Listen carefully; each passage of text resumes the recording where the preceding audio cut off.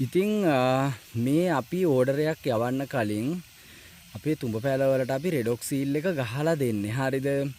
ඔයාලට තෙල් ගහන්න අවශ්‍යතාවයක් වෙන්නේ නැහැ. හැබැයි ඔයාලා පැල අරන් ගියාට පස්සේ අනිවාර්යෙන්ම මේ